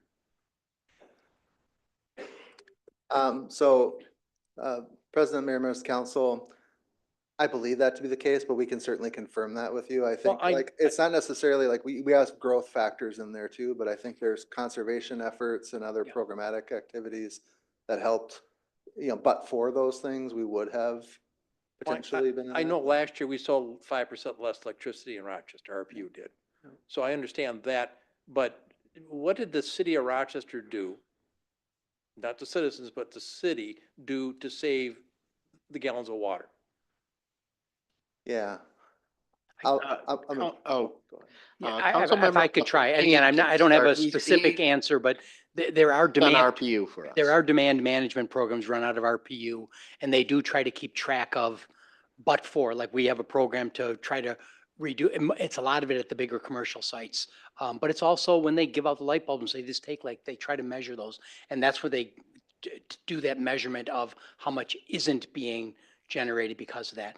It is different than saying demand went down or demand went up. It really is seeing the programs that are run out of and this isn't something RPU decided to do. This is the Public Utility Commissions make you do things like this. I know it better on the electric side. Similar things happen on the water side. Okay. So, but I mean, we sold 5% less electricity last year. I know that. So that means our revenue's down on the electrical part of it. So I don't know how they balance their budget on that. The other thing that just irritates me is the zips on time at 92%. I mean, I'm thinking of this poor person sitting there waiting for it to come and it's a day late or an hour late or 3 hours late or some story that we've been told. You know, I understand you're trying to tell me that it's meeting industry standards. I want to meet our resident standards. What do they expect to have? And how does the program set up? So how do we, as a city council, get up to 98% or 100%? What do we have to do to get to that point with ZIPS? Yeah, so President, Mayor, Members of Council, I think that's certainly something we could look at. I mean, I think obviously there's investment required if you want to do that. You know, we're in a federal funding and state funding model that you have to think about there, but you know, ultimately it gets down to availability in terms of, you know, being able to meet those needs most effectively. But we've had conversations about ZIPS in the past, looked at strategies to, you know, increase from 89 to this, and I think it might have been tougher before. But if that's a priority of the council ultimately, I mean, we certainly could, you know, try to say, what does it take to get to, you know, RPU's got, I'm not saying this is achievable here, but you know, RPU is 99.9, you know, % reliability. That's their goal in the electric space. These are all laid out here for your reference, and, you know, we can look at strategies to be more efficient, but some of it also requires investment if you want to have that higher. Just a follow-up. I have a follow-up on your question there, council member. So my understanding with the ZIPS on time, we have a goal of 93%. So maybe a question is, why is our goal 93%, not 98% like the council member had suggested? Well, I don't think the goal was set by us. I think the goal was perceived to be how much better can we be? Because last year we made a hire, an early hire to hire another person for ZIPS to get it on time. My other understanding is that the expectations are oddly set, that if I call up for tomorrow and you don't show up or I'm not ready, we don't care. Well, we should care. And so I think some of the program items are a little bit misguided there. So that's the reason I don't know what the right number is, but I would, if I was calling for a bus ride and I wanted someone to come pick me up, I wouldn't want to know it's almost a 8% chance you ain't showing up. So Administrator Zelms, did you have something to add? I'm sure she Well, does. one of those was what Councilmember Palmer said, which is that that the city council actually made some investments in staffing and ZIPS and had some conversations about that. And I believe, although I would need to confirm with parking and transit, that this also is something that they were building into the RFP that is out to better, to have better controls about our contractor and subcontractors to make sure that how you design your future new contract for public transit, which includes ZIPS, could have more clarity or teeth, if you will, in it for the requirements for on time, et cetera, and what that might mean for the overall contract that we have to provide that service. The other challenges that we have are just the availability of drivers.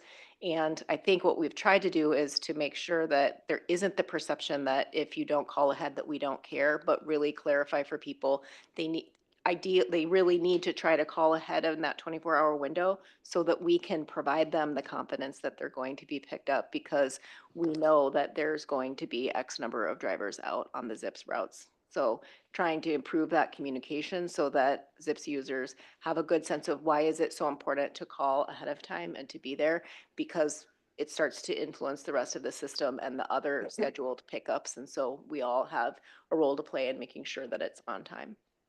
Okay, any other questions? A lot of data here and we all can delve into it, especially Council Member Miller, go ahead. Sorry, I'm trying to preserve my one most important question. We heard earlier at the last council meeting from a resident who was concerned about the number of single-family or owner-occupied homes being purchased and converted to rental properties. Is there a way we can track that? Because I see, you know, this homeownership creation program creating 289 units. I also hear in past conversations that the most affordable housing is already built. You know, we need people to step up to the next level to release that rung. And I also have heard anecdotally people saying it's really difficult to buy a house because they were putting an offer after offer after offer and being outbid. Is there a way that we can track the loss of owner-occupied units in the market? Yeah, so Mayor, President, members of the council, We certainly have just the basic demographic data available to us that says this is our percent of housing stock that's owner occupied, this is our percent of occupancy or housing stock that's, so currently provided to renters. So whether that be the census or the Minnesota demographer, we certainly have that, information available, and we can track the trend on that over time. Some of the more granular data could be, challenging to say, like, this particular property went to this type of investor, like those are a little more. But I guess challenging. something like, I mean, people would need a rental permit to rent the housing, correct? Yeah, we can So certainly give you first time the, that's right. put in, rented an address, can we see, was it a recent sale or track some way and New rental permits that come on board, Mhm. each year, we certainly can. Council President, Councilmember Miller, I believe we also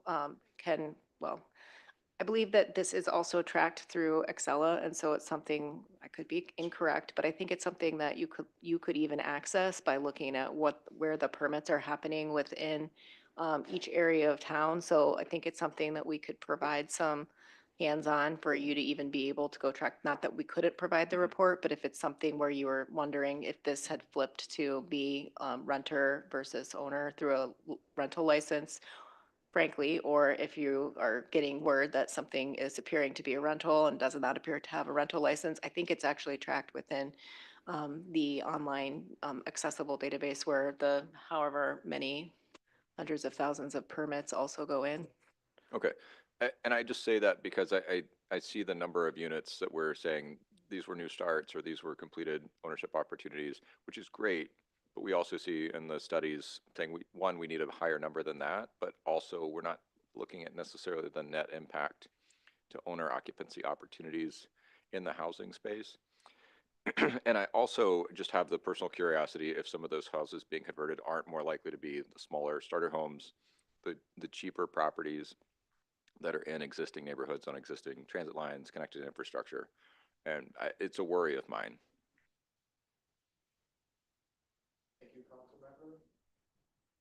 Any other questions, comments on the report? Oh, go ahead, Councilmember Palmer. And I'm troubled by what Mr. Miller just said, and you can track the numbers, but then what do you want to do about it? And I don't know, you still have a single-family dwelling, there obviously is a need to be rented. We're building new single-family dwellings, we know we need more, but I don't know if you find out there's X percent that are investor-owned, then you turn around and go, well, we don't want investor-owned, well, who's the investor? Is it somebody with an extra house? Are you gonna say, oh geez, you could only own 4 houses? I know this is kind of a national thing for people to chase, but for me, it's an issue that's not an issue in Rochester, and let's move on. Councilmember Miller. I think it's just important information, and Council President, I would just add that I think then we start to look at, are the other policies, I mean, we'll have the UDC annual text update, like are we looking at areas, I mean, Councilmember Palmer has mentioned the interest in looking at removing parking minimums from residential projects downtown. Do some of these other strategies of a policy help unlock the building side? And are we celebrating a success when the net impact is potentially lower? And I think it's just something I have a concern with. I'm not suggesting a policy at this point. Thank you, Councilmember Miller. That's how I took your inquiry as well. And I think just to kind of summarize, I think there's a lot of data here, and Councilmember Palmer interested in the zips on time, others interested in ramp usage. If we have inquiries that we have regarding this data that we can't find in the online, what is the process for us to find that information and get a little bit more research? Council President, council members, it would be the same process as any other item. If it's going to be substantive, a significant, so I would say reach out to me, whether that's in our regular meetings or if you have a specific question, feel free to reach out. If it's pretty clear that there's another director that also would be involved, please include them as well. And then if it is a substantive thing, so for example, the conversation here about getting information or even about zips. Like, we're not going to run and change everything to be 100% unless we have further direction. But we have, the council over time has talked about the importance of that. And so it is something that we keep in mind. The conversation about could we get data, if it's data we already have and we can report it without significant change to our processes, that is something that we could do. And so I would just say, reach out with the same kind of communication process, and then we can connect you to the right folks to be able to have the question either simply answered or have a little bit more conversation about what you're looking for to understand, is that a council initiated action, or is that something we would recommend that you bring up during your strategic planning process, the budget process, et cetera. Thank you. With that, I think unless Administrator Zelms has any information on our future study session schedule. Thank you, Council President, council members, Mayor Norton. Our next study session is on March 10th, so you're back to typical days of the week on Mondays for a while throughout the year. I don't know about you, but that was throwing me off significantly. When Wednesday was happening, I didn't know what day it was. We do have a couple of items related to people experiencing homelessness, how we interact with that in our city services, RPD, homeless outreach initiatives, and that will also include other ways that different departments interact and their services interact with people experiencing homelessness, a conversation about Any Path Home and where that, how that is progressing with Olmsted County and other partners. And then seems important to have both of those conversations. And then a conversation about sidewalk gap fill prioritization, which has been on the list of things to bring to the city council for some time. So that is broadly about, we don't have significant funding for sidewalk gap fills, and traditionally sidewalk gaps are filled and paid for by the adjacent properties. So that has a bit of spice to it, depending on the conversation. And then again, as mentioned by Deputy Administrator Parrish, on the 24th of March, we would be having that follow-up strategic planning, and we haven't determined the location yet, but we will let you know. Great. Thank you. Any other business? If not, we are adjourned.